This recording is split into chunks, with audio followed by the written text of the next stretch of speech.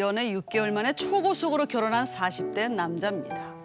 아내에게 의부증이 있는 것 같아서 고민이에요. 제가 전화를 못 받으면 받을 때까지 1분 간격으로 전화 폭탄합니다. 제 카드 내역을 하나하나 뜯어보고요. 여기 어디야? 누구랑 썼어? 이렇게 물어보는 게 일상입니다. 심지어 회사 경리랑 통화하는데 갑자기 뺏어서 당신 누구야? 이렇게 소리친 적도 있다니까요.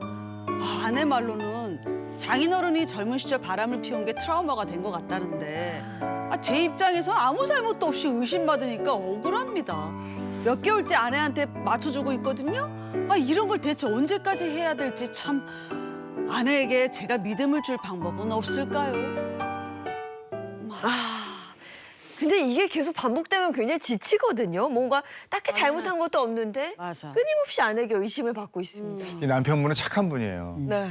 이거 보통 스타일 아니죠. 그러니까. 그렇죠. 1분 간격으로 전화하고 뭐 썼냐. 카드 내역서 막 뜯어보고. 야, 이거 어떻게 보십니까?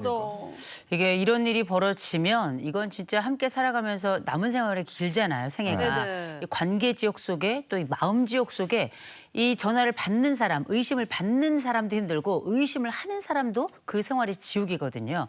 이 관계라고 하는 게 왜 발생하게 됐는가 이유는 여러 가지가 있을 수 있습니다만 이를테면 내가 내 배우자에게 배신 경험이 있어서 이런 직접 경험 있는 경우도 있지만 그게 아니라 우리 지금 사연에서 봤던 것처럼 내 아버지와 어머니 사이에서 이런 일이 있었어. 아니면 내 친구들 사이에서 이런 일이 있었어. 심지어는 드라마에서 봤는데 이런 일이 있었어. 근데 그 비슷한 상황이 지금 나에게도 벌어지고 있는 것 같아. 그러면 이때 불안이 미친 듯이 올라오는데 이 불안이라고 하는 건 불과 같은 심정이에요. 사람을 아주 태워버립니다.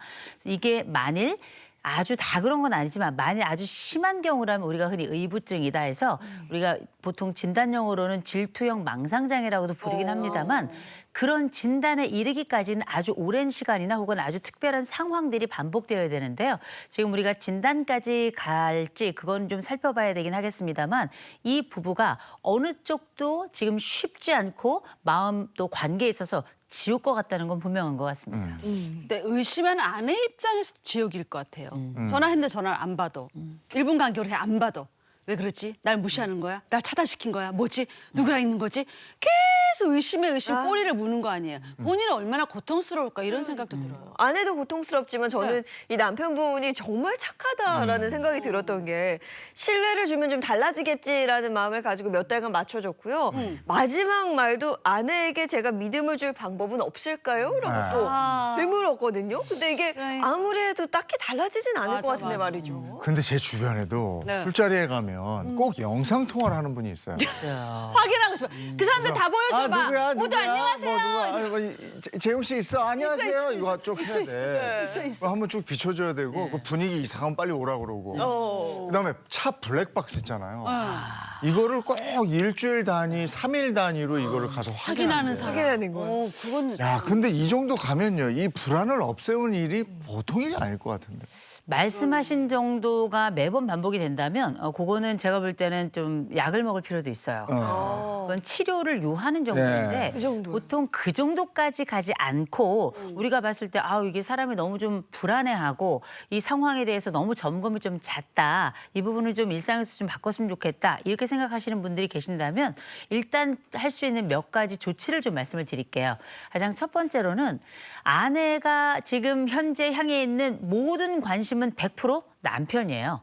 그래서 다른 관심사가 전혀 없기 때문에 아내가 다른 일로 조금 바쁠 수 있는 일이 있는지 이 부분 먼저 좀 살펴서 에너지를 좀 분산하고 시선과 주의 집중을 좀 분산할 수 있는 방법을 먼저 찾아야 될 것 같고요.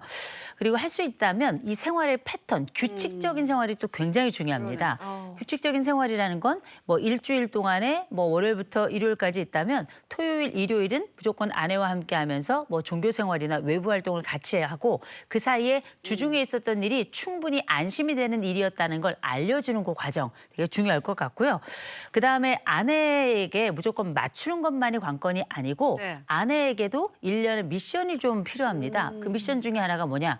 여보 내가 부탁하는데 당신이 매번 전화하면 나 직장 다닐 수 없어. 그러니 나한테 오후 4시가 되면 꼭 전화해줘. 그때 빠짐없이 전화해줘야 돼.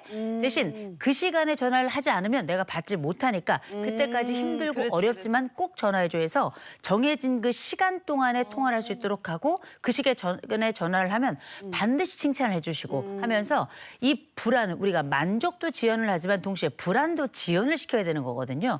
이런 과정들을 아내가 수행할 수 있도록 사실상 이 마음속에 있는 불안을 감추거나 화를 내면 상대방이 더 힘들어하기 때문에 생활의 규칙을 만들어주고 더군다나 그 생활 규칙 중에서 이 연락의 규칙을 명확하게 좀 사용해 보신다면 이 부분이 지금 당장은 조금 어렵더라도 남편을 중심으로 생활이 돌아가야지 불안한 아내를 중심으로 이 생활 규칙이 돌아갈 수는 없다는 거. 이걸 기억하시는 게 중요할 겁니다. 네. 또 하나가 이런 사람을 그 정신 상담이나 심리 상담으로까지 데려가려면 또 다른 오해를 받거든요. 그렇죠. 이게 나를 정신병자 취급하네 이렇게 하니까. 예. 그거 어떻게 데려가야 돼?